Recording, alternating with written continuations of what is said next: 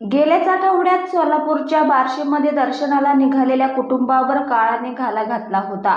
तुळजाभवानीच्या दर्शनासाठी जात असताना कार आणि ट्रकचा झालेला अपघाताने त्यात गेलेले 5 जीव ही घटना अजूनही ताजी असताना आता पुन्हा एक भीषण अपघाताची बातमी समोर आली आहे। बारामती शहरातील शिवाजीनगरमधील जगताप दाम्पत्य तिरुपती बालाजीच्या दर्शनासाठी गेले होते। दर्शन करून परतत असताना आज पहाटे 4:30च्या सुमारास हुबळी राष्ट्रीय महामार्गावर पुढे जाणाऱ्या ट्रकने अचानक ब्रेक दाबला आणि त्यांच्या गाडीची त्या ट्रकला जोरदार धडक बसली। या धडकेत अनिल जगताप जागीच ठार झाले तर पत्नी वैशाली गंभीर जखमी झाल्या।